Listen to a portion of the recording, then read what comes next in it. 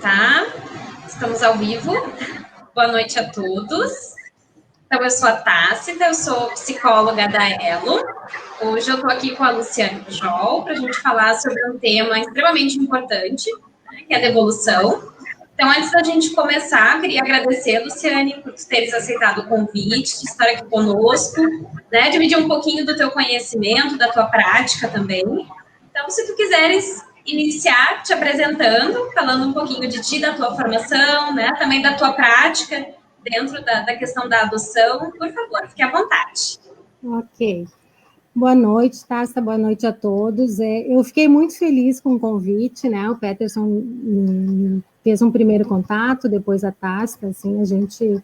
Eu sou, então, Luciane Pujol, eu sou psicóloga do IEP, né, que é um instituto de formação de psicoterapeutas na linha psicanalítica, e lá no IEP a gente tem o Núcleo de Adoção, que é um grupo de profissionais que trabalha com a temática da adoção desde 2013. A gente vem estudando e trabalhando intensivamente com essa proposta.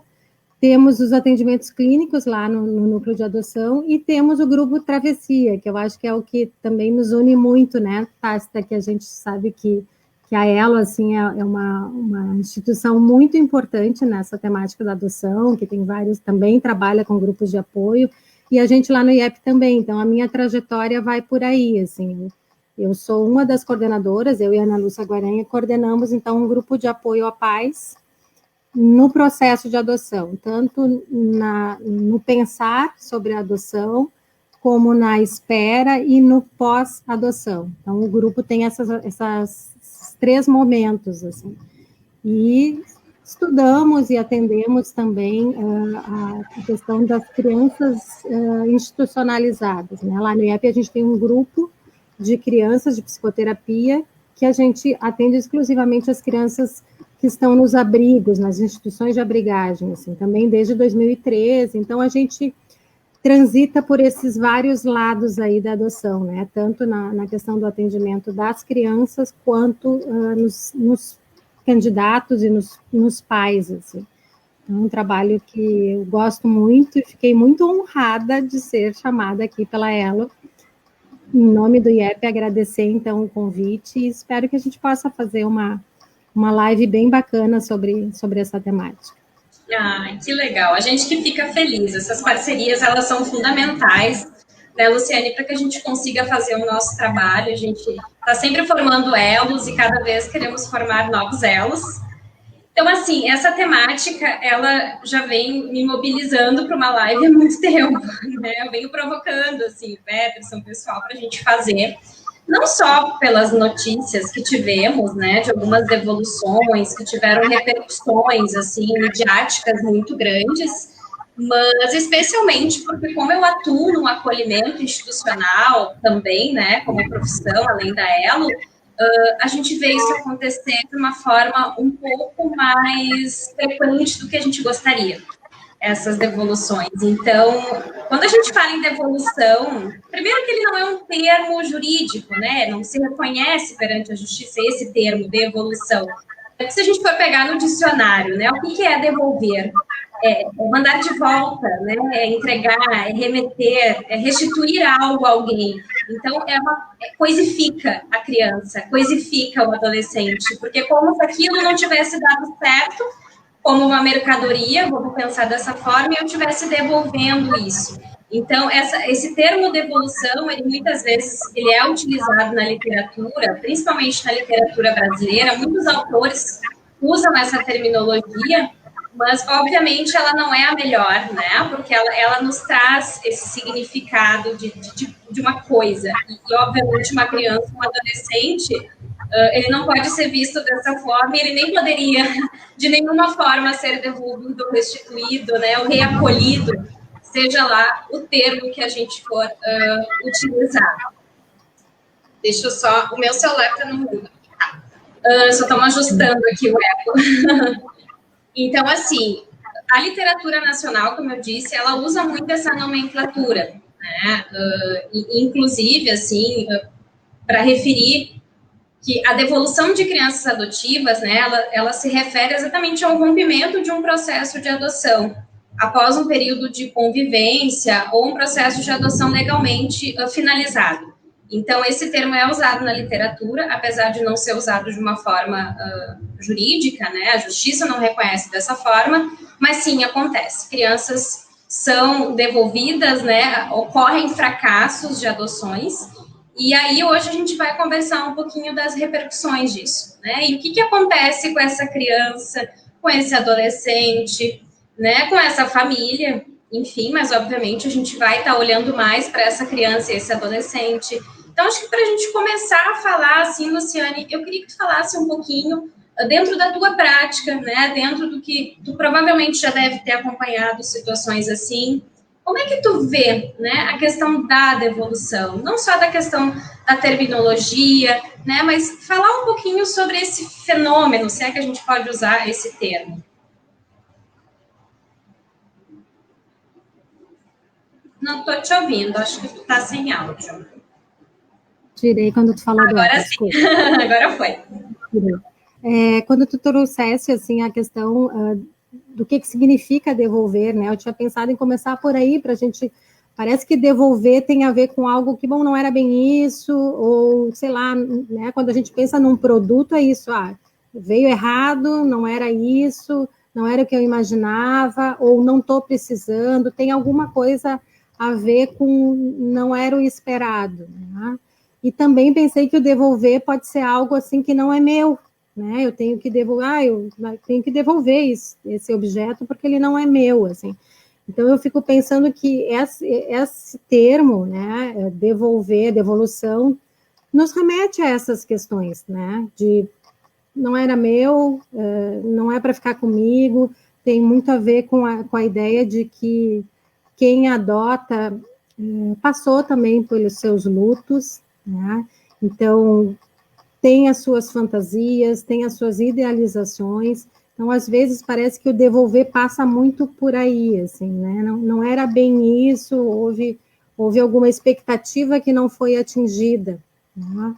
Então, a gente pensar que quando a gente fala em adoção, a gente usa muito lá no núcleo, quando a gente vai falar de adoção, tem sempre um cuidado de, bom, é uma coisa boa, é uma coisa, é muito difícil, A gente sempre diz, assim, que a adoção, ela não é um problema.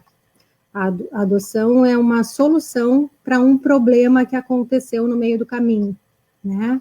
Seja da criança que teve que ser retirada, teve que sair do convívio da sua família, seja de quem está adotando, que teve algum percurso aí que não foi bem como tinha imaginado. Muitas vezes a gente fala de infertilidade, muitas vezes a gente fala de pessoas que não podem ter filhos, ou que, por algum motivo, relógio biológico, né, passou, ou a gente também fala de casais homossexuais. Então, assim, a adoção vem como uma alternativa e como uma solução para esse desejo de ter uma família.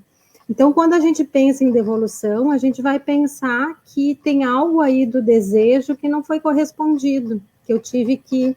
Então, pensando dessa forma, é muito doloroso para quem é devolvido e para quem também não consegue efetivar esse desejo de ser pai e mãe e de ter essa família, assim. Então, primeira coisa que eu acho que a gente pode pensar sobre a devolução é isso: todos os lados estão sofrendo de alguma forma, inclusive as equipes, né, Tácita, assim, a equipe que fez a avaliação, a equipe que acompanhou desde lá na casa de acolhimento até o juizado. Então, assim, eu penso que a devolução é um luto para toda a sociedade, né? Para a gente que fica, puxa, a gente entra numa comoção, assim, porque é difícil a gente pensar numa história que vai culminar com uma devolução. Mas temos que falar que a pessoa mais atingida, certamente, é a criança e o adolescente. Por quê? Porque ela, de novo, está passando por uma situação de reviver um processo de abandono, de rejeição, né? Alguma coisa aconteceu para que ela não pudesse ficar na família de origem dela. E isso é revivido, esses sentimentos tão difíceis, tão dolorosos, são revividos muito intensamente nesse momento, quando, de novo, não deu certo para ela, né? Alguma coisa aconteceu. Acho que a gente pensar sobre esse prisma nos deixa um pouquinho sem esse juízo de quem são os culpados, né? Quem são os responsáveis. Eu me coloco como sociedade, todos nós somos responsáveis. Quando há um fracasso, né, numa adoção, a gente como sociedade está implicado. Então, eu acho que a primeira coisa é a gente ficar um pouco sensível a isso, né? A criança, ela teve ali uma ruptura que foi por um fracasso nosso da sociedade também, né? Por questões econômicas, por questões de saúde. Então, eu tenho um livro que eu gosto muito, eu sempre cito ele, talvez vocês conheçam aí da ela, que é Mães Abandonadas, que vai falar muito da trajetória dessas mulheres que, por questões lá das suas vidas, elas não puderam ficar com seus filhos, então elas disponibilizam o filho para adoção. Só que o que acontece com essas mulheres, né? Elas, depois desse ato, elas são esquecidas como poder público, assim. E tudo que implica, né, no ato de precisar, né, de necessitar disponibilizar um filho para adoção. Essas mulheres são esquecidas e, às vezes, elas são até julgadas por esse ato. Primeiro, a gente diz que é um ato de amor, que foi bacana, ela não podia, enfim, e ela está dando um outro destino, e um destino bacana para o seu filho. Mas depois vem todo um julgamento, né? Como é que ela não pôde criar, ela não poderia ter feito diferente e tal. Então, assim, eu acho bacana a gente pensar sobre esses vários lados. E essa criança, quando vai para uma situação de abrigagem, ela também encontra outras crianças na mesma situação que ela, que passaram por esse mesmo processo traumático, que é o afastamento do seu convívio familiar e do ambiente. Mesmo que tenham sido situações muito difíceis, a gente sabe que a abrigagem é um equipamento de proteção, né? Então, assim, não é um castigo ir para o abrigo, né? Não é um castigo ir para uma instituição de abrigagem, é um cuidado, mas é um luto. É um luto tu ser retirado de uma família, mesmo que em situações adversas, e, né, porque é direito de toda criança ter o convívio familiar. Por isso que vem a adoção, né, para resgatar esse direito. Acho que é importante isso, mas a gente está falando de lutos, lutos dessa criança, há uma fratura aí no psiquismo, né, essa criança foi lesada muito precocemente, às vezes, ou às vezes mais tardiamente, acontece essa interrupção, mas de qualquer forma, a gente está falando em assuntos muito delicados, né? Com certeza, Luciane, e sabe que essa frustração que tu falaste, assim, enquanto equipe técnica, infelizmente, eu já passei por situações de ter que receber uma criança após uma adoção frustrada, e a gente se questiona sempre, né? É bem como tu disse, assim, por mais que às vezes tu nem tenha acompanhado o processo, a gente quer achar um culpado. A gente quer achar onde é que está a falha, onde é que errou, né? Aí tu vai ler o processo e aí tu começa a tentar achar, assim, onde é que o problema está para que a gente evite que isso aconteça de novo. E aí, no início, antes de nós entrarmos, né, ao vivo, a gente falava sobre prevenção, porque acho que quando a gente fala de adoção e a gente fala de um sucesso de uma adoção, a gente tem que tentar prevenir possíveis problemas que possam ocasionar o fracasso dessa adoção. E quando a gente se remete a essa questão da frustração, aí algumas pessoas vão falar várias coisas. Ah, mas a culpa foi de quem preparou esse casal, lá do judiciário. Ah, não, mas a culpa, na verdade, foi da equipe técnica que não acompanhou direito, né? Ou, enfim, né? E as pessoas começam a tentar achar o culpado.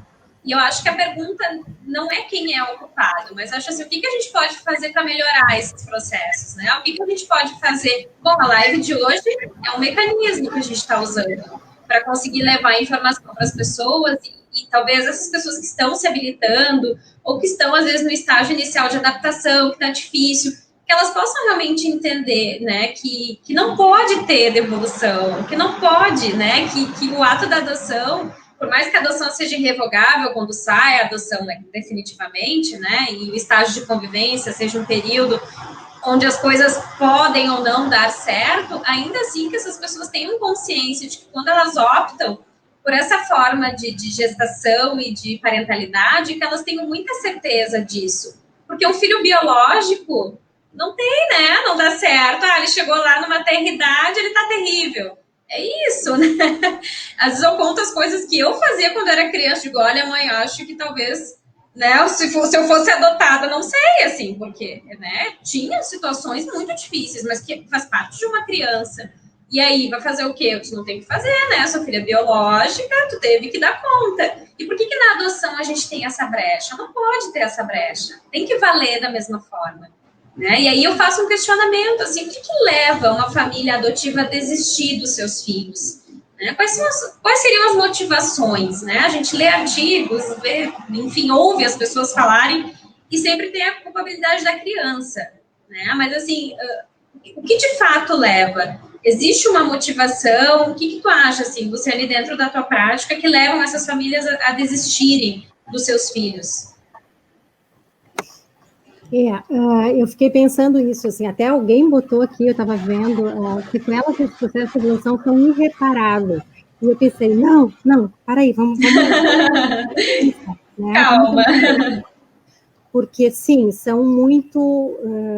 e eu acho que a gente, quando fala de devolução, isso que tu está falando, né, tá, foi adotado, e depois, não, está no estágio de convivência, então daí pode, tudo bem, 2, 3 dias, uma semana, ficou só um mês.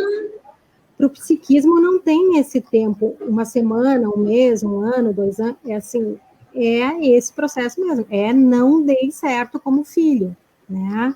Porque a gente está falando de uma criança ou de um adolescente que está nesse processo de espera há bastante tempo. A gente sabe que o processo de adoção não é um processo rápido, nem para quem adota e nem para quem está na espera. Então, a gente está falando de que houve uma expectativa, de que houve um desejo ali dessa criança. Acho que quando as adoções não dão certo, houveram falhas em todos esses processos, né? Quando tu dissesse assim, a culpa nunca é da criança, eu concordo com isso, assim, a culpa não é da criança. Por quê? Porque ela não é o serzinho que tem condições de avaliar se ela está pronta para adoção ou não. Ela vai dizer, mas ela, né, manifestou e tal. É um trabalho muito delicado a gente fazer a preparação, tanto dos pais, né, para o processo de adoção, quanto para a criança. A gente não pensa nisso, mas a criança precisa ser preparada. Uma das coisas que a gente vê muito, né, com frequência, que daí diz, então a criança não estava pronta, não deu, né? Então, o que acontece com a criança? Quando ela é afastada do convívio com a família, quando ela vai para uma instituição de abrigagem, não necessariamente ela perde os vínculos, vocês sabem disso, né? Ela vai ficar um tempo, há tentativa de retorno à família, todo um processo que até culminar no processo de adoção, de ficar disponível para adoção, essa é a última estratégia que a gente fala no sistema protetivo. Antes foram tentadas várias outras, né? Aproximação, alguém da família ampliada aí que possa, então ela vai participando disso. Será que tem uma tia? Será que tem uma avó? Muitas vezes tem essas tentativas, fica um período com uma tia, não dá certo, essa é uma devolução, é uma tentativa de guarda que não deu certo. E nesses casos é muito comum a gente ver que esta herança, né, alguma coisa na família, nos pais não estava ok, algum familiar se apresentou, às vezes uma avó, né, vai lá e se apresenta para ficar com o adolescente, e ela não tinha esse desejo, foi uma circunstância da vida que fez com que essa situação acontecesse, e ela se apresentou, olha, eu vou tentar aí. E lá nesta tentativa, ela não deu conta, ela não conseguiu exercer essa função. E aí, sim, né, dadas todas essas possibilidades, a criança vai para um sistema de abrigagem. E aí ela chega assim, deste jeito, com a esperança de que talvez a avó pudesse dar conta, ou um tio, ou aparecesse alguém para ela ficar naquele universo. A gente tem dados, né, tá, que as crianças que estão no abrigo, a grande maioria quer retornar para casa, mesmo em situações difíceis, porque é um lugar que elas conhecem. Então, assim, pensar que, mas não tem... Então, a gente tem que fazer todo um trabalho, né, para essas crianças e adolescentes, para que eles vão, aos poucos, elaborando o luto da perda desse vínculo. Olha, não vai ser possível, teu pai não está conseguindo, a tua mãe não está conseguindo. Às vezes são situações dramáticas, prisão, né? Os pais somem, né? Estão em situações de rua, muita violência, mas ainda assim a gente tem que fazer, sim, esse luto, trabalhar com essas crianças, para que elas possam entender que tudo foi tentado para que as coisas pudessem ser de outra forma e que não foi possível. Então, a gente precisa, eu falo de trabalhar esse luto, porque isso, o adulto tem um entendimento, né? Tipo, não tem condições de ficar nesse lugar, isso é óbvio, a criança ou um adolescente, ele tem que entender. Não, ele não tem que entender.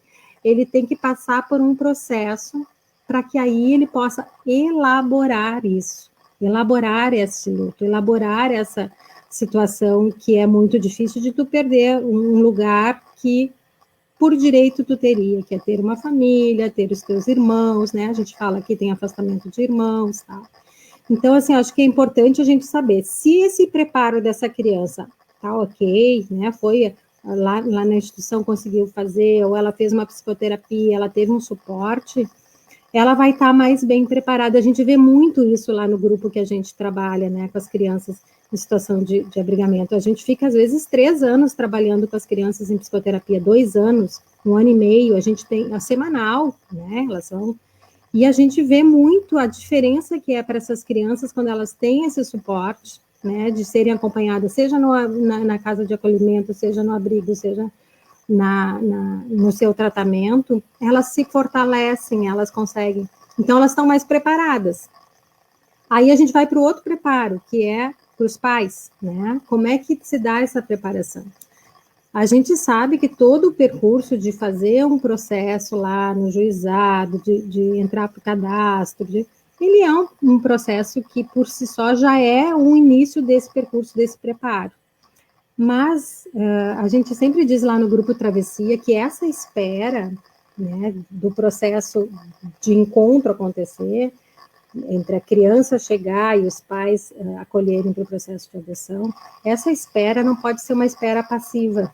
Né? Então, frequentar os grupos de apoio tem essa finalidade de acompanhar o processo, porque às vezes é 6 meses, às vezes é 1 ano, às vezes é 2 anos, 3, 4, eu já tive relato de pessoas que ficaram 8 anos, né? Deu lá um problema no processo e não sei, sempre dá algo.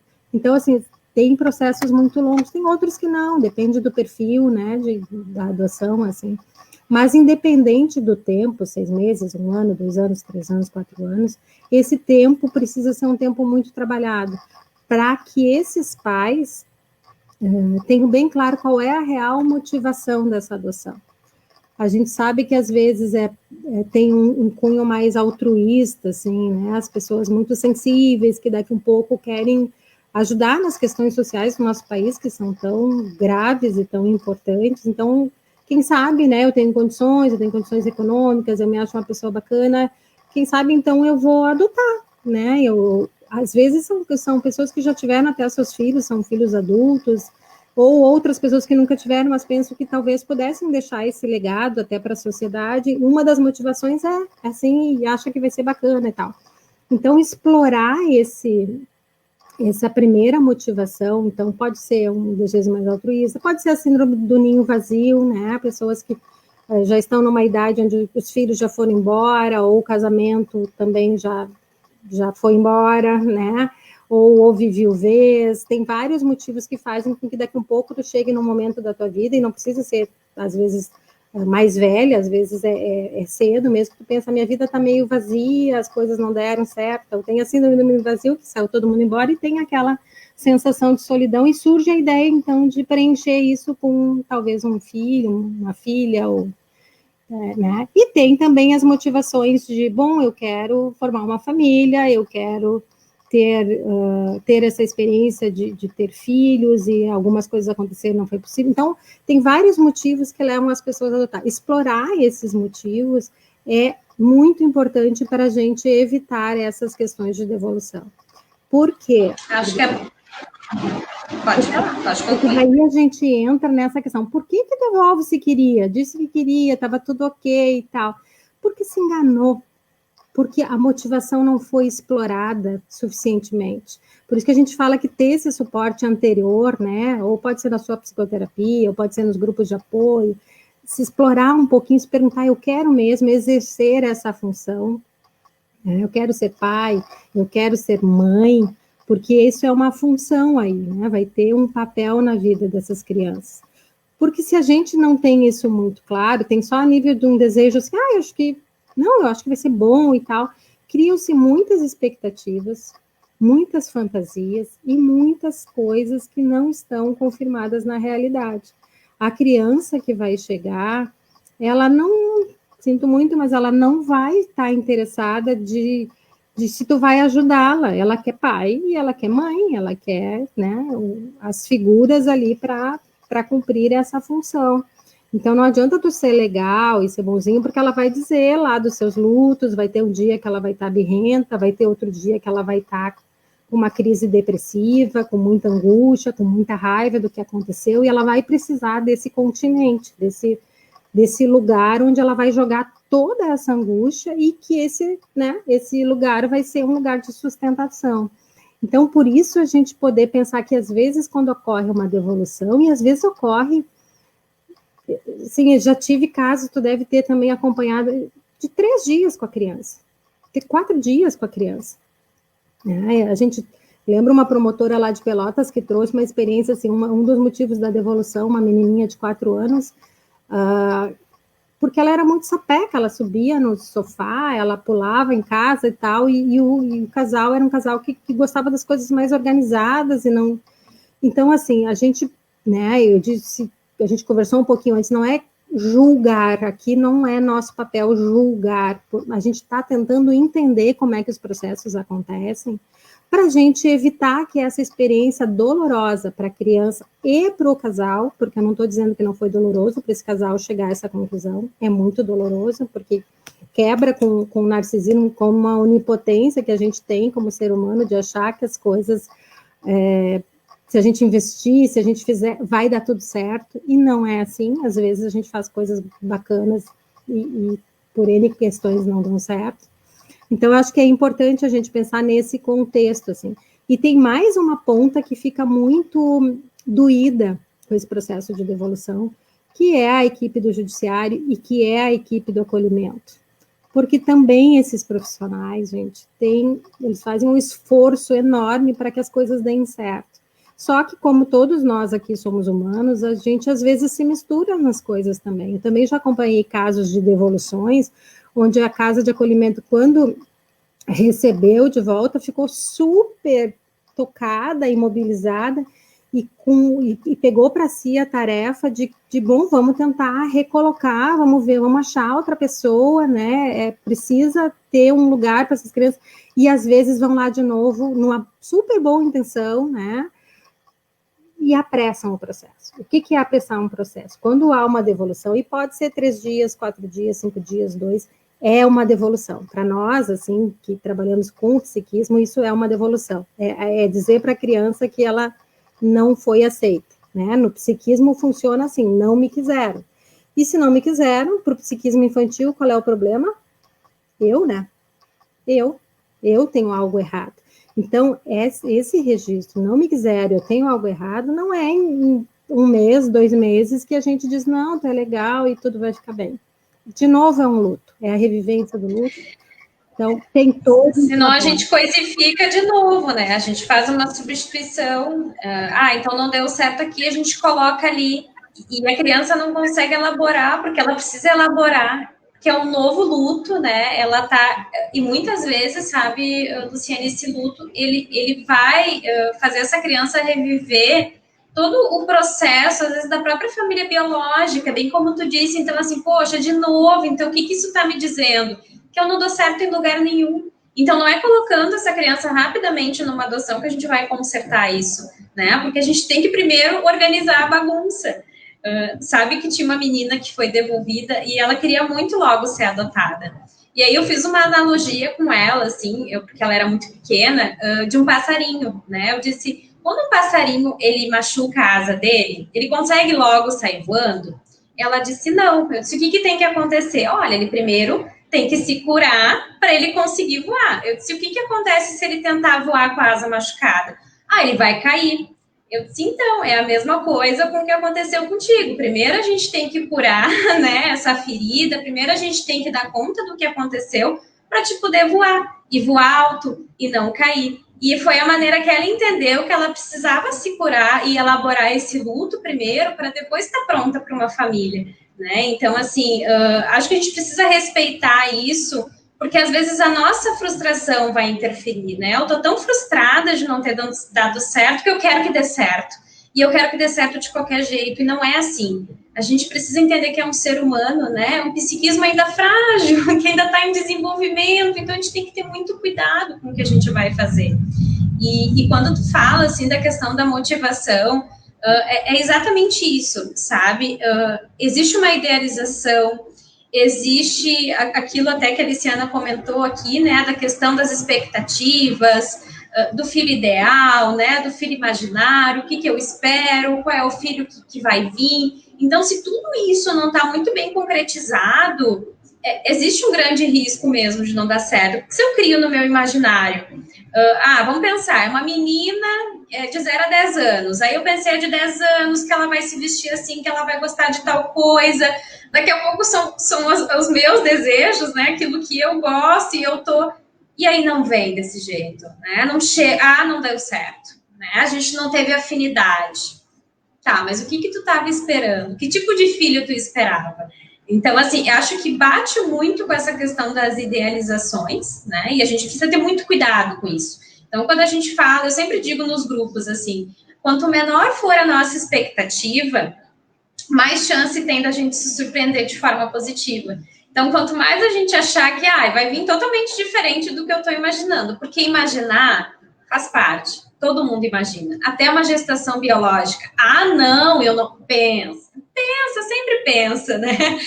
Eu quero que goste disso, eu quero que seja assim, que puxe a fulano, que puxe a ciclano. Mas não vai, daqui a pouco vai ser totalmente diferente daquilo que tu imaginava. Então, se tu consegue tolerar essa frustração, existe, obviamente, maior chance de dar certo, né, Luciane? Eu só vou responder uma pergunta aqui que eu achei pertinente do Anselmo, que ele pergunta aqui que dentro das experiências, eu acho que para mim e para ti cabe, se os pretendentes foram judicialmente obrigados a reparar o dano emocional.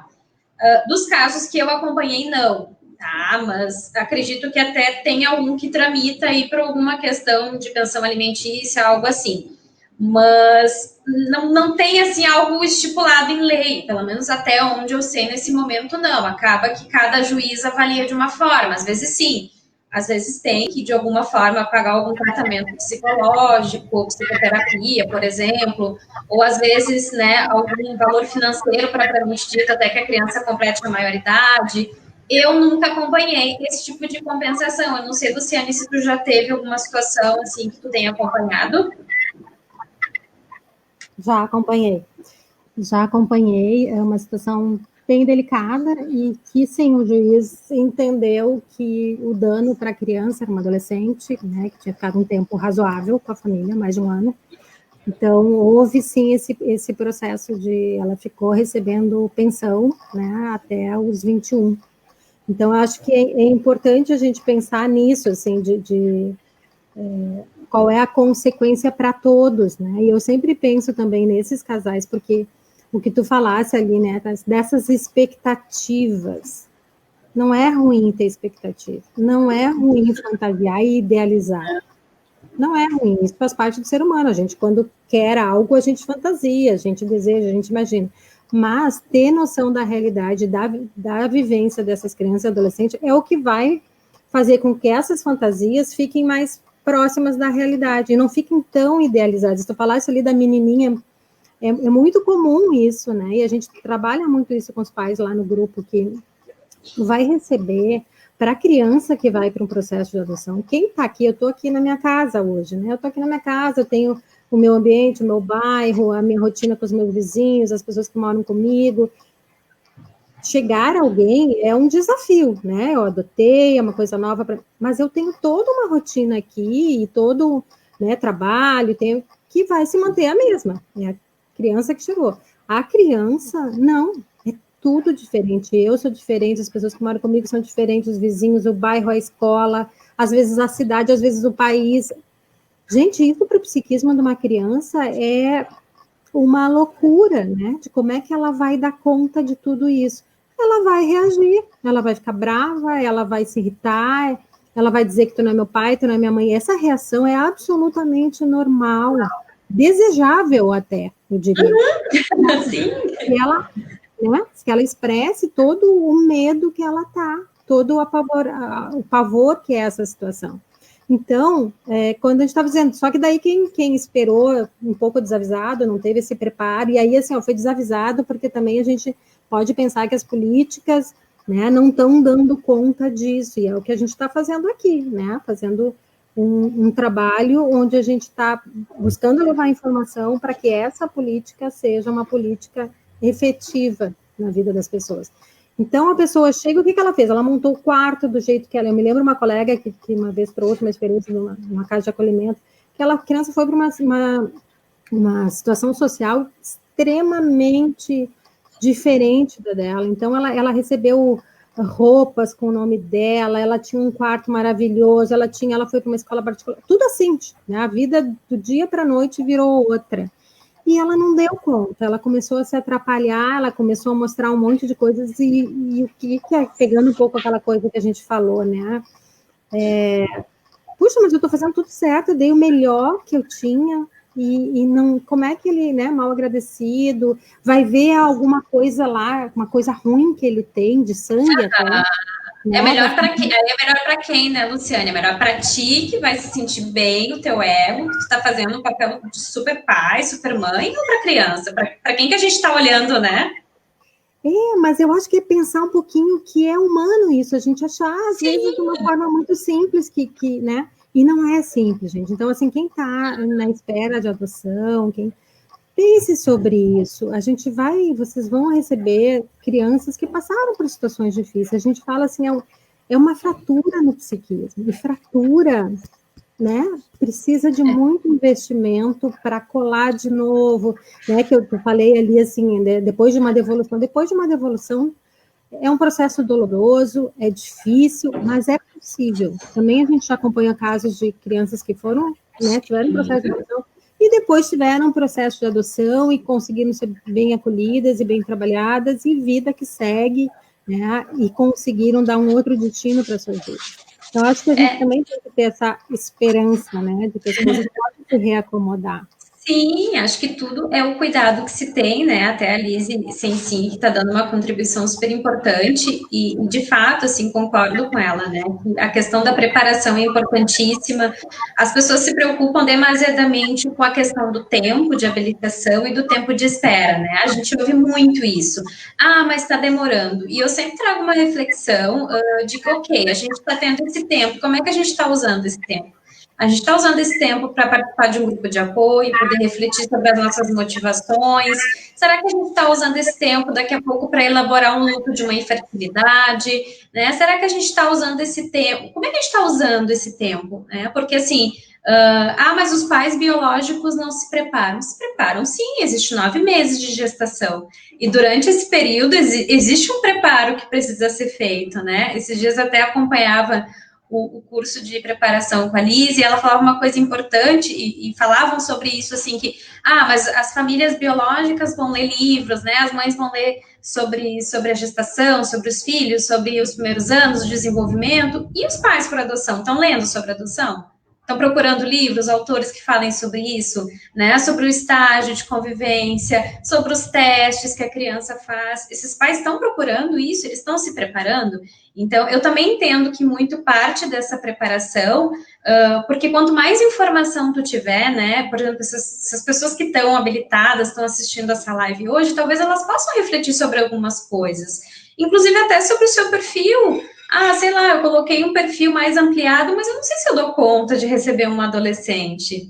Ok, não tem problema não dar conta, né? Se tu dá conta nesse momento de acompanhar uma criança, né, na questão da troca de fralda, ok, tá tudo certo. Acho que a gente precisa conseguir respeitar isso, porque isso também faz parte de algo que vai ser bem sucedido, né, Luciane? E eu acho que tu tocou num ponto importante que a gente trabalha muito nos grupos de apoio, assim, é a gente, enquanto adultos, identificar qual é o nosso desejo. Tem um apelo muito grande da sociedade de que, bom, então a gente sabe, né, que a conta não fecha, que o número de crianças disponíveis para adoção é muito, muito menor do que o número de adultos, de casais, de pessoas que estão na fila de espera para adotar. E por que a tal da conta nunca fecha, né? Porque há, sim, uma preferência, há um desejo, e não, eu acho importante usar essa palavra, há um desejo de ter essa adoção de crianças menores. O que a gente tem que investigar aí, né, eu como adulto tenho que investigar isso que a Tássia estava falando. Se é meu desejo passar por essa experiência desde o início, de ser um bebê, e de trocar fralda, de acompanhar os primeiros passos, e isso é algo que faz muito sentido, que é o meu desejo, eu tentei engravidar, eu e meu marido fizemos inseminação não sei quantas vezes, né? Se isso passa por algo muito importante e que eu não quero abrir mão disso, não tem problema, não tem problema, é este o meu desejo. O que acontece é que às vezes as pessoas vão, já acompanhei casos lá no grupo assim que as pessoas disseram assim, eu fui revendo porque até a minha idade, estou tanto tempo esperando, e eu comecei a pensar que uma criança de 5, 7, 8, e as pessoas vão mudando, porque a vida da gente muda, e aí elas vão revendo isso, mas isso é um processo, não é assim, né, vão mudando, vão acontecendo coisas na vida que fazem que elas revejam essa, porque também às vezes parte de uma idealização, né, tem um bebezinho bonitinho, nananana, e às vezes não, às vezes eu quero passar por essa experiência muito fundante para mim e tá ok. Então, eu acho que poder pesquisar isso é fundamental. Eu sou um pouquinho, eu puxo um pouquinho para essa avaliação dos pais, porque eu acho que é muito difícil, assim, a gente fica com essa ideia de que os adultos têm que estar prontos, né? Então, se devolveram, é uma sacanagem com a criança. Deveriam estar prontos, mas para que eles estivessem prontos para passar por essa experiência tão delicada, eles necessitam ser acompanhados. Então, eu volto a trazer essa questão, porque culpabilizar quem... Claro que a gente tem situações extremas, né, gente? A gente está falando aqui de devoluções onde as coisas não aconteceram bem, porque houve ali uma idealização, uma fantasia. Então, essas são muito, muito mais fáceis de serem evitadas, a gente pensando nesse processo aí. Agora, a gente tem situações perversas, como em qualquer outra situação da vida, não é casos exclusivos nas adoções, né? E a gente sabe que, assim, a gente historicamente tem no processo de adoção algo muito perverso, que é, historicamente, as famílias, às vezes abastardas, recebiam crianças para trabalhar nas suas casas. Esse é o histórico lá, né? Então, essa legislação da adoção como algo de direito, como algo de conquista na legislação, ela é muito recente. Então, assim, a gente não dá um giro na cabeça, assim, não, agora a adoção é algo de resgate de direito. Antes a adoção era algo da cultura que entendia, então, desde legitimar os direitos da criança quando é adotada, porque até a legislação mudou quanto a isso, né? Vocês sabiam que antes as crianças eram adotadas e não tinham, mesmo adotadas, não tinham os mesmos direitos dos filhos biológicos, mesmo sendo adotadas, mesmo tendo direito. Então, assim, isso, a legislação mudou, hoje elas têm o mesmo direito de herança, direito de pensão, direito de tudo, né? Mas, então, assim, isso é um processo nosso enquanto sociedade, e que a gente não faz o giro aqui, né, na cabeça, e diz, não, agora o processo é esse, eu tenho que entender. Não, eu tenho aí todo um processo cultural para a gente trabalhar. Então, vamos frequentar os grupos de apoio, vamos ler muito, tem muita literatura bacana para a gente se preparar, para que esse processo seja um processo de real construção de uma família para todos os envolvidos, né, para todos os envolvidos que desejam ter essa família, e aí a gente exclui, né, essa outra marca, esse outro registro da adoção como algo de usar as crianças, né, isso a gente tem bem claro que então tem muitas devoluções que acontecem por isso, porque as crianças sofrem maus tratos, sofrem violência, não precisa ser em processo de adoção, a gente está vivendo nessa semana uma situação horrorosa no nosso país, que nos, né, dói profundamente dentro. Então, assim, violência contra a criança é algo que a gente também precisa falar, que é algo da nossa história, né? Não é específico de nenhuma classe social, né? Isso acontece em todas as classes sociais, e nem de nenhuma população específica. É verdade. E sabe, assim, Luciane, que os motivos das devoluções, eles muitas vezes, eles não são tão graves assim, né? Eu já vi várias situações de devolução, por exemplo, de crianças de 3 anos, 2 anos. Ah, mas ele chora demais, ele é muito manhoso, ele não me obedece, né? Mas ok, crianças dessa idade, elas costumam fazer isso, né? Então, às vezes os motivos realmente, eles são motivos muito banais, assim, né? Como a gente falava, não no objetivo de um julgamento, mas realmente os motivos, às vezes, eles são muito pequenos, coisas que podem ser trabalhadas, né? Coisas que daqui a pouco num grupo de apoio, por exemplo, a pessoa vai trazer, essa, não, mas isso aí tá tudo certo, aconteceu comigo também, né? Faz parte. E aí, nessa troca, a pessoa vai ver que tá, tudo bem, tá tudo normal, então não é nada, né, nada tão absurdo assim. E tem um questionamento aqui da Liciana, se é feito algum tipo de trabalho com as famílias antes de concretizar a devolução. O que acontece, né? Além dos grupos de apoio, que tem exatamente uma ideia de acompanhar essas famílias pós, né? Durante o processo e para todo e sempre, que são espaços exatamente para isso, assim, para ter essa escuta, né, para poder dar um suporte. Existem alguns projetos específicos, inclusive, que a Elo faz em parceria com algumas comarcas, como o curso de, né, o pós-adoção, que é específico para as famílias que estão em estágio de convivência, né, então, assim, existem projetos e intervenções que o judiciário faz dentro do próprio estágio de convivência, o judiciário acompanha também essas famílias, e o ideal, eu acho sempre, assim, que essas famílias tenham, né, uma rede, eu sempre digo isso, é importante ter uma rede, porque quando está dando alguma situação difícil, essa rede possa ser acionada, a ela acaba sendo uma rede para muitas famílias, assim, então muitas situações que a gente até achava que pudesse ocasionar uma devolução, tendo um suporte, um apoio, às vezes ouvindo um outro pai, uma outra mãe que passou pela mesma coisa, deu aquela tranquilizada. Mas sim, né, acontecem eu, inclusive, já fiz intervenções, né, de uma adoção que acabou não dando certo, acabou não indo nem para o estágio de convivência, mas já de início não deu certo. E a gente fez muitas intervenções com a família, muitas intervenções, né, então, assim, todas as tentativas são feitas, mas acontece que a gente também não pode obrigar as pessoas, né, a terem os seus filhos, e tampouco expor essas crianças, talvez, a uma possível violência, assim, não necessariamente uma violência física, mas talvez uma violência psicológica, de uma rejeição, dessa família ficar porque, né, eu tenho que ficar, mas na verdade eu não acolho como meu filho. Então a gente tem que ter um pouco de cuidado, assim, não pode haver um tensionamento, né, precisa, obviamente, ter o desejo dessa família e ela aceitar muitas vezes um apoio, um suporte, mas sim, sempre são feitas tentativas, a não ser que essa família não busque nenhuma rede de apoio, não comunique a ninguém e só chegue e diga, ó, né, tá aqui, de volta. Que também acontece às vezes, né, Luciane?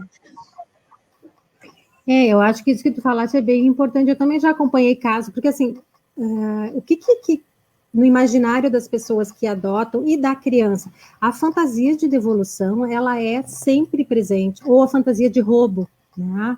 A criança, ela vai estar ali pensando que talvez ela não mereça estar ali, ou que talvez eles não gostem dela e ela vai, então, ser devolvida. Isso as crianças sentem muito fortemente, porque elas já têm essa experiência, né, de não ter dado certo em algum momento na vida delas. Então, elas ficam muito receosas de que isso aconteça de novo. Então, elas têm a fantasia de serem devolvidas. Os adultos também ficam com essa sensação, né? Será que, às vezes, até adoções onde a situação legal ainda não está bem encaminhada, onde já está com a guarda, mas ainda, estão ainda procurando.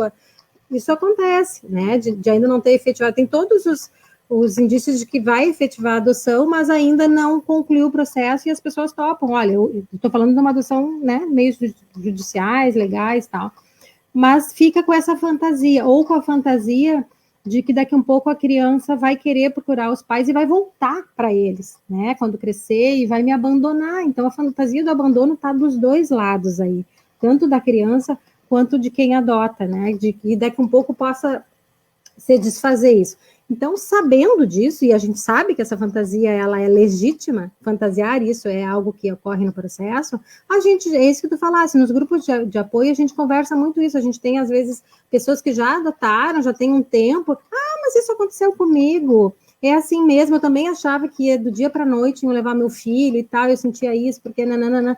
E aí isso alivia muito, então falar das fantasias, falar desses medos, alivia muito e faz com que o processo seja mais leve e mais construtivo, porque daí tu não fica ali preso naquela fantasia que às vezes até faz com que tu... Eu fiquei pensando assim, casos que contavam assim de... quem sabe eu não sou tão boa, sabe? Ele não tá feliz comigo, as coisas não estão muito certo. Sim, ele não tá feliz porque ele tem uma fratura lá atrás, ele tem uma coisa que ele tá te mostrando que foi muito difícil. E ele vai passar por isso com vocês, e isso vai poder ser elaborado, vai poder ser ressignificado. Então, os pais têm essa fantasia também de, quem sabe, eles não são bons pais, afinal eu não pude ter filhos, quem sabe, então, Deus não quis, e vai ver, eu me precipitei, vai ver, não era para mim. Então, a gente acolher isso e dizer, não, olha, tá tudo bem, tu tá fazendo tudo certo, né? Isso aqui, alguém tá, aparentemente banais, existe o que não é dito e nem percebido por quem está, né? É complexo, é isso, é complexo, tem que tentar perceber o que tá, qual é esse gatilho, bem importante a tua colocação, assim, o que tá levando a esse sentimento de não ser capaz de cuidar, de exercer essa função. Se a gente pega isso mais no início ou durante o processo, a gente vai evitar essas devoluções. E mais do que isso, né? Vai fazer com que essas famílias sejam construídas, né, com base na verdade, com base no amor, com base na construção de vínculos, onde pode se falar de coisas difíceis. Na adoção, a gente tem que estar preparado para falar de coisas. Perguntas difíceis vão surgir, assuntos difíceis. Uma das coisas que eu estava lembrando, assim, as crianças, os adolescentes, às vezes começam a contar a sua história, que os pais não sabem, né? Porque a gente tem muitas lacunas aí nesse processo, né? E aí são histórias às vezes muito difíceis, e os pais, ao escutarem essas histórias, eles ficam muito penalizados, eles ficam muito doídos, e às vezes eles têm até a fantasia de que, bom, quem sabe eu vou ajudar, né? Esse sentimento de que, quem sabe, num outro lugar ele vai resgatar isso. Não, gente, ele vai resgatar isso contigo como pai e mãe. É nesse lugar que esse processo vai ser elaborado. Se lá na frente ele quiser ir atrás da sua família biológica, lá, daquela outra experiência, é um outro processo. Mas agora o que a criança está te dizendo, o que a adolescente está te dizendo é, eu preciso de um lugar para falar disso. E eu preciso desse lugar, eu preciso contigo, eu preciso num tratamento, eu preciso num grupo de apoio, eu preciso falar disso para elaborar.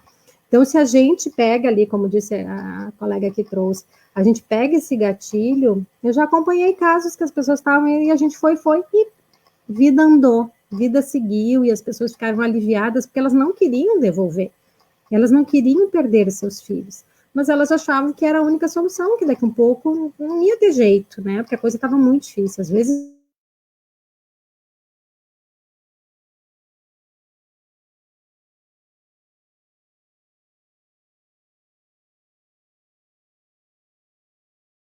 Caiu.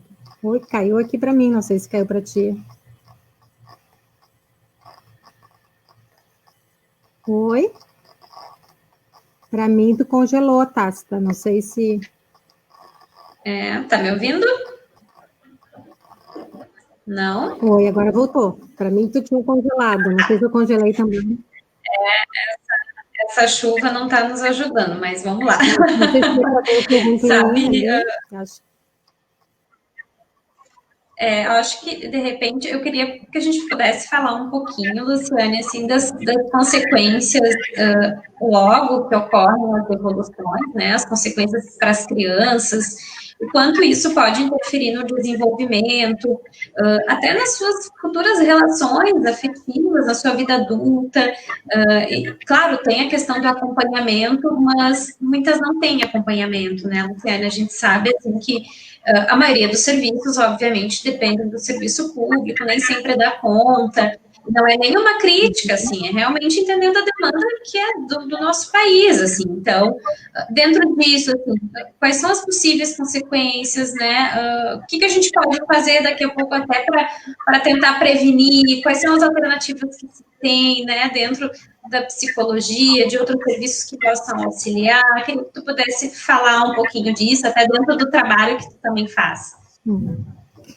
Eu acho que parece assim papo de psicólogo, né, Tássia? Mas a gente pensar que tem experiências que são muito duras, muito difíceis, né? Essa experiência de devolução, ela deixa essa, que eu chamei de fratura, assim, o que a gente vê logo após?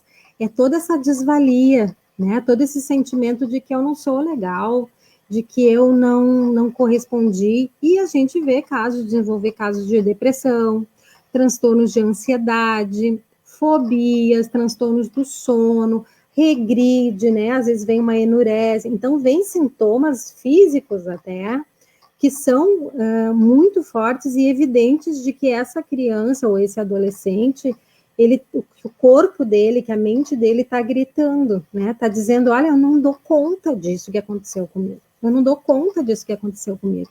Então, assim, eu acho que a gente tem pensando nas situações que a criança volta para uma casa de acolhimento, a gente tem equipamentos públicos, quando a gente pode pensar assim, tem restrições, tal. Eu trabalhei por mais de quase 10 anos num CAPS, no Centro de Atenção Psicossocial aqui de Porto Alegre, onde a gente atendia as crianças das casas de acolhimento e atendíamos os casos das crianças em processo também de adoção. Então, assim, por mais limitado que seja a gente, quando volta, aí tu pensar no profissional que recebe lá na casa de acolhimento, lá na instituição de abrigagem. Eu recebi essa criança, gente, vamos ficar em cima dessa criança.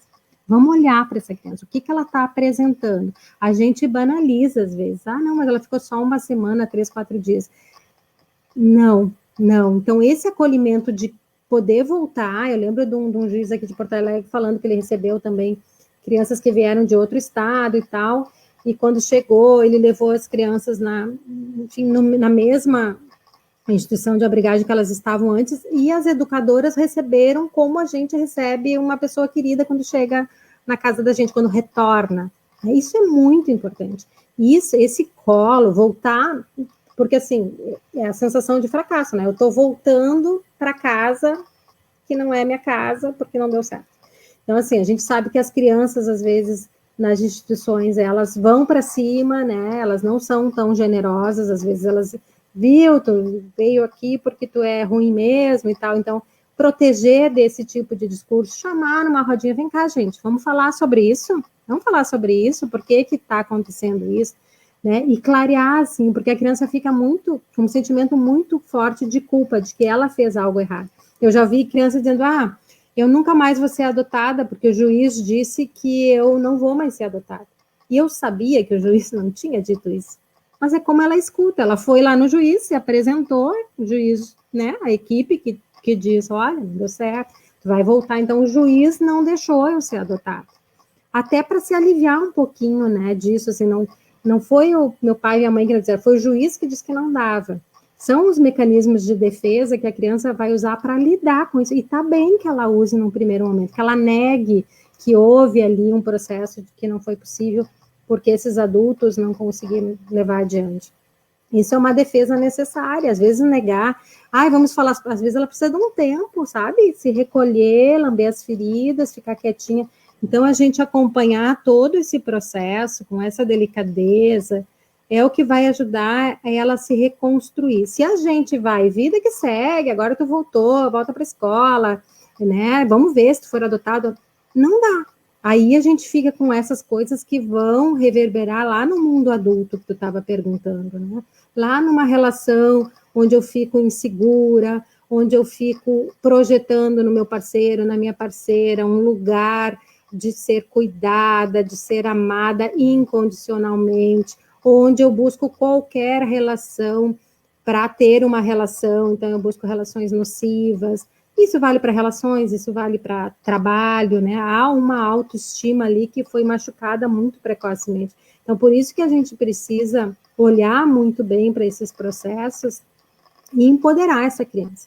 E dar esperança para essa criança. A gente acompanhou, me lembro lá no IEP, uma situação onde a gente pôde acompanhar por mais de um ano até se pensar numa possível retorno ao processo de adoção. Então, não é assim tão rápido, né? E não é estar penalizando a criança ou o adolescente a gente fazer isso com calma. Eles nos agradecem, eles ficam aliviados, porque pensar assim, vou de novo, né? Recém saído uma, daqui a 2, 3, não, já passou 3 meses. Isso a gente tem uma parceria muito bacana lá no IEP com o juizado, que a gente conversa com a equipe. O que vocês acham? Já está pronto, não está pronto? Qual é a avaliação de vocês? A gente está aqui reavaliando, vamos dar mais um tempo, a gente faz junto, né? As equipes, os trabalhadores se consultam para justamente deixar a coisa o mais redondinha possível, para que não haja essa nova experiência tão difícil. Então, sim, se a gente não cuida desse momento, ele vai ter consequências graves, assim, por toda a vida. Não aqui, como disse alguém, não tem mais jeito. Tem jeito, gente, tem jeito, porque o nosso psiquismo, ele tem 1000 recursos, a gente tem uma capacidade, olha nós aqui, né? Uma capacidade de nos reinventarmos frente a situações muito difíceis. Não é só, né? Porque tu é psicólogo, porque tu tá na tua casa. Não, a gente está vendo muitas experiências bacanas, e a gente sabe de muitas experiências de pessoas que se reinventaram frente à situação da guerra, frente à situação de abandono, né? Então, é possível, sim, a gente acolher situações difíceis e dar um outro rumo para as coisas. Com certeza, e tudo vai depender dessa chegada, acho que aquilo que algumas pessoas comentam aqui também, né, da empatia, de como eu vou receber essa criança, de entender que sim, que ela vai voltar, né, com essa fratura, ela vai voltar machucada, ela vai precisar de um tempo, talvez ela vá, assim, inicialmente estar um pouco mais deprimida, mais ansiosa, desafiar mais os cuidadores. Então, acho que tem que ter esse conhecimento de saber que tudo isso pode acontecer e como é que eu vou reagir. Porque quando essa criança chega, ela já parte do princípio de que ela não tem valor, né? De que as pessoas não dão conta no primeiro problema que ela apresenta. Então, partindo disso, se ela retorna, às vezes, até para uma instituição que não era a instituição que ela estava, que acontece muitas vezes, ela vai testar muito aquele espaço e aqueles afetos, né? Porque a ideia principal é essa. Bom, aqui também, de alguma forma, eles vão me mandar embora. Não mandar embora, literalmente, vai embora, mas talvez não se vincular comigo, não me dar o afeto que eu preciso, não me amar, não me aceitar. Então, esses profissionais, né, Luciana, é importante que eles estejam preparados para se deparar com tudo isso e fazer esse acolhimento, né? O termo já é acolhimento institucional exatamente por isso, porque a gente tem que acolher todo esse sofrimento e não banalizar o tempo. Não, bem como tu disse, mas foi pouco tempo, né? Eu acompanhei um caso, assim, que me chamou muita atenção na minha prática, de uma criança, assim, que ela nem chegou a morar com essa família. Era um processo inicial de aproximação, né? E houve um rompimento após muitas tentativas, obviamente, de inúmeras intervenções, e isso repercutiu de uma forma para essa criança, porque ela reviveu todas as situações que ela tinha passado anteriormente, veio tudo à tona, assim. E era impressionante o quanto ela trazia isso nos atendimentos. Mas quando eu estava com a minha família biológica foi assim também. Então vai ser sempre assim. Eu não quero nunca mais ser adotada. Que às vezes esse é um movimento, né, Luciane? Tem aqueles que logo já querem, e aqueles que dizem, não, nunca mais. Eu vou ficar aqui no abrigo até os meus 18 anos. E a gente também precisa fazer esse trabalho. Eu não sei se tu já atendeu, assim, situações que crianças ou adolescentes que te disseram que não queriam. E aí entra nisso que a gente estava falando, né? Não queriam, dizem que não queriam, e daí às vezes a gente apressa o processo, vai para uma outra tentativa, e lá ele vai mostrar que ele não queria mesmo, era sério, ele não queria, porque naquele momento ele não estava pronto, ele precisava desse outro tempo. Então, é muito delicado a gente... Eu sempre digo assim, a gente precisa olhar sobre a ótica da criança. sobre a ótica do adolescente. Nosso pensamento de adulto, às vezes, ele é um pensamento assim que fica um pouquinho mais objetivo, mais prático, mas a criança vai por uma outra via, né? Ela vai por uma outra via que a gente diz, né? Para atender criança, a gente tem que regredir um pouquinho, assim, para conectar com o que é que ela está nos dizendo. Às vezes ela diz num brinquedo, no jeito que ela lida com os bonequinhos, né? Tem muita guerra, tem muita agressividade. Ela está nos mostrando que as coisas ali estão muito duras, estão muito difíceis. Então, a gente poder olhar para isso, acompanhar, é como tu disseste, eu respeito muito os profissionais que trabalham, né, em instituições de acolhimento, assim como eu respeito muito os meus colegas que trabalham lá no juizado, porque é uma situação que alguém botou aqui, só quem acompanhou uma situação de devolução sabe a dor que é, e é verdade, assim. Nos dói na alma, porque a criança, ela mostra no semblante, ela murcha, gente, ela murcha. Ela fica envergonhada de ser ela mesma, né? De estar passando por aquilo, assim, é algo que afeta profundamente a alma dessa criança. Então, a gente tem que ter esse, né? Não vamos apressar esse processo, e às vezes demora, olha que demora 1 ano, demora 2 anos, e a gente pensa que ela está perdendo tempo, não. Ela está fazendo o que é possível fazer frente a uma situação tão difícil, né? Então, não vamos apressar os processos, não vamos entrar na nossa lógica de adulto de achar que a melhor coisa é a adoção, né? Não, tudo vai se resolver lá, porque daí a gente está passando essa dificuldade para quem recebe. E aí também, por isso que eu disse, eu também sou muito acolhedora para quem recebe, né? Porque quem recebe não tem ideia, às vezes, de toda essa complexidade e acaba se atrapalhando e sofrendo muito, quando sabe vai ter muito mais recursos. Então, quanto mais a gente puder trabalhar nesses recursos, a gente está podendo dar essa outra direção para as coisas, assim. Então, é muito doloroso acompanhar uma criança nesse processo, né? Ela está repetindo aquilo é de novo? Não, é sério que de novo para mim? De novo está acontecendo isso comigo? Então, e às vezes acontece, né, as crianças, os irmãos vão, e ela vai, ela fica, então já tem outras coisas que ela tá se perguntando por que eles ou ficaram com a família biológica, só eu não fiquei, ou foram para uma adoção, só eu não fui. Então tem tudo isso para a gente pensar, né, o que está passando naquela cabecinha, o que ela está imaginando. Eu achei de uma delicadeza essa história que tu contou do passarinho, uma sensibilidade, né? E é isso, tu usou uma linguagem que tem a ver com a linguagem do infantil, né? A gente foi para uma situação concreta, onde ela pôde comparar, e é isso, usou do teu recurso, claro, como profissional, mas para chegar nessa regressão que é falado infantil. A gente fala e às vezes a gente, não, porque não é culpa tua, porque tu vê os adultos, e a criança está pensando, eu fiz alguma coisa errada, a culpa é minha. A gente já está num outro nível de compreensão. Não faz sentido, porque não faz sentido, sabe, para criança, assim. Então tem que fazer sentido.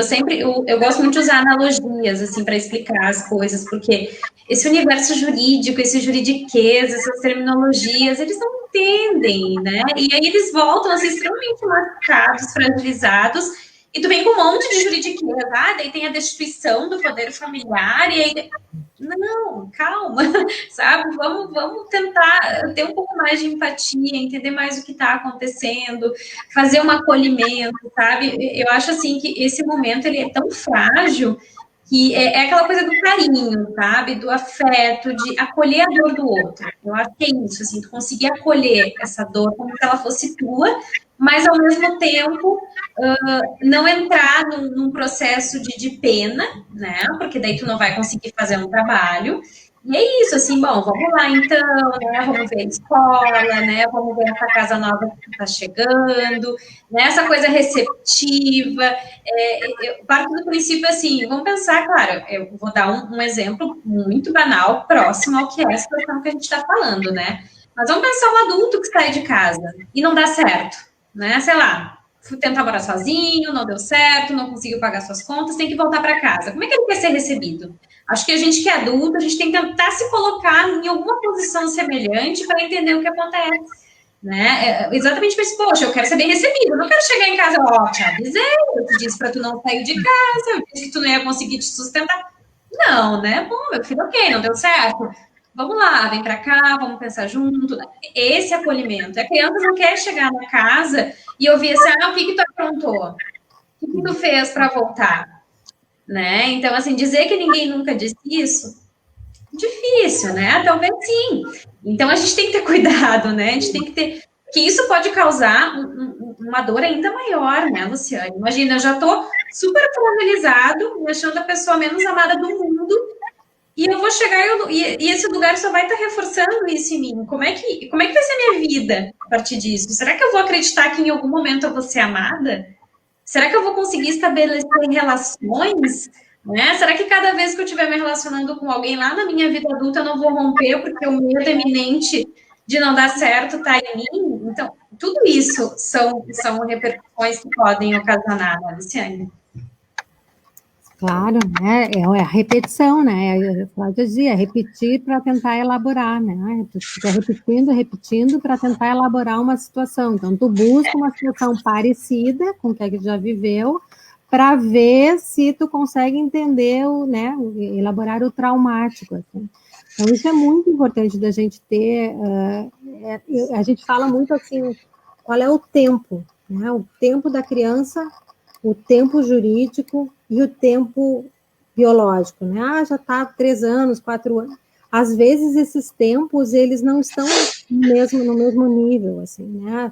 O processo jurídico andou, tá ok, liberou, né? Tá pronta para adoção. Biologicamente ela tem X idade, mas o psiquismo ainda não está pronto. Então a gente, às vezes, ao contrário, o psiquismo está super ok, e o jurídico ainda não, a gente tem um outro familiar a procurar e tal. Então, a gente ajustar esses tempos é de uma complexidade imensa. E aí, se a gente pensa o tempo de quem está adotando, mesma coisa, né? Às vezes é uma dupla. A gente ouve muito isso, um está numa batida do casal, o outro está um pouquinho atrás, ainda não está tão desejante. Então, para chegar nesse tempo onde está mais redondinho, e que daí vai ser mais bacana, né? O processo de adoção. Então, esses vários tempos precisam estar alinhados. Sim. A gente precisa fazer um alinhamento disso tudo. E quem está avaliando, e aí entra lá para a questão do judiciário, né? Vai ter que estar muito atento a isso. E a gente sabe que não, aqui em Porto Alegre a gente tem uma equipe bacana, mas que também passa por problemas, às vezes é uma equipe pequena, mas tem outros municípios que nem tem uma equipe, né, para avaliar, o processo se dá de uma forma muito rápida, muito sem grandes critérios, é a realidade do nosso país, nem sempre a gente tem esse processo, por isso que a gente também tem que pensar, né, mas não foi feita uma boa avaliação. Bom, a gente tem sim, temos sim, problemas, né, na saúde pública, no judiciário, a gente tem precariedade em algumas regiões onde não tem essa avaliação tão criteriosa. Então, por isso que eu digo assim, a responsabilidade de todos nós pensarmos sobre essas questões. E pensarmos que, fico pensando também nesse casal que adotou e passou por essa experiência, que fica também muito culpabilizado, porque tem situações, são muito mais raras, nós temos que pensar que, às vezes, o processo de devolução, de interrupção desse processo de adoção, ele vai ser bom para as duas partes. Sim, tem casos vários, a gente tem que avaliar muito bem isso para chegar a essa conclusão, mas não dá para a gente, às vezes, fazer com que essa liga aconteça de qualquer jeito. É como está tendo feito uma avaliação e não está indo, e fui por aqui, e aí tem a ver com todo esse processo que a gente falou, né? Eu já ouvi assim, olha, os pais fizeram tudo certo, mas a criança tinha um vínculo absurdo com a família biológica, e ficou lá uma interrogação de que talvez pudessem retomar, e aquilo não saiu da cabeça, e ela pôde dizer isso, olha, eu não estou pronta, eu preciso de mais tempo, ou talvez até resgatar minha... Então, a complexidade é tão grande, que eu acho que é importante, assim, às vezes há uma falha ali no processo de avaliação, né, das equipes, por N motivos. Então, a gente também tem que considerar isso, porque para quem passa pela experiência, a gente também já ouviu relatos de pessoas que passaram por essa experiência de devolver, que ficaram com as vidas dilaceradas, né? Também dilaceradas, não eram pessoas rudes, difíceis, eram pessoas bacanas, mas que algo aconteceu no processo que foi maior, né? Então, a gente também tem que ter esse cuidado e esse entendimento, né, da complexidade que é o processo. Perfeito. Nossa, esse assunto, ele me inquieta muito, e vi que também é uma inquietude tua, né? Então, acho que se deixar, nós duas vamos noite adentro aqui, né, Luciane? Porque assunto a gente tem bastante. Mas, assim, acho que conseguimos, né, dentro desse tempo, assim, né, tu conseguiste trazer, assim, muitas informações e dividir bastante o teu conhecimento. Essa live, ela fica, né, no Face da Elo, também fica disponível no nosso canal do YouTube. Então, quem não conseguiu pegar desde o início, pode assistir depois na íntegra também. Luciane, eu queria te agradecer muito, né? Foi muito legal essa nossa live, esse nosso bate-papo. Acho que conseguimos compartilhar experiências e com certeza agregar muito conhecimento para quem estava assistindo. Então, obrigada de novo, né? Enfim, fica sempre o convite para as nossas lives e para nos acompanhar também. Também agradeço. Posso fazer uma propaganda aqui, chamar o pessoal para o grupo? Claro. O grupo de apoio Travessia, então, ele é um grupo aberto, ele é gratuito, ele acontece uma vez por mês. Quem tiver interesse, é só mandar um e-mail para a gente, que é grupo de apoio Travessia, tudo junto, @gmail.com, né? Para a gente mandar informações sobre o grupo, quem quiser participar. Nesse momento de pandemia, a gente está realizando os grupos online, né? Na modalidade online, eles eram presenciais, mas a gente fez essa adaptação louca das nossas vidas. Então, assim, quem estiver pensando em adotar, quem estiver no processo, ou já adotou e está com questões que queira conversar com a gente, né, será muito bem recebido. É um grupo bastante acolhedor e que a gente tem esse desejo, assim, de trabalhar com essas temáticas para que as pessoas realmente possam fazer essa travessia, que a gente chama lá no grupo, é uma travessia da forma mais tranquila possível, da forma mais amorosa possível. Então, fica aqui o convite, né, a gente sabe que a Elo também tem, né, eu acho que a Tássita também sempre faz, também tem o grupo de apoio da Elo, então a gente trabalha nessa parceria. Para mim foi uma honra estar aqui, eu realmente gosto, mas gosto muito do trabalho de vocês, então me sinto muito acolhida de estar nesse processo junto com vocês, assim, o Peterson, né, que é uma pessoa que eu já conheço há bastante tempo, já circulamos em algumas mesas. Então, muito obrigado pela oportunidade e a gente agradece também, né, a presença de todo mundo que ficou aqui nos escutando e compartilhando os seus conhecimentos também aqui no chat. Então tá, obrigada mesmo a todos que nos acompanharam, né? E fica então aí disponível depois para quem quiser assistir. Tá? Obrigada, boa noite, boa semana a todos. Boa noite, obrigada. Tchau, tchau. Até a próxima. Tchau, tchau.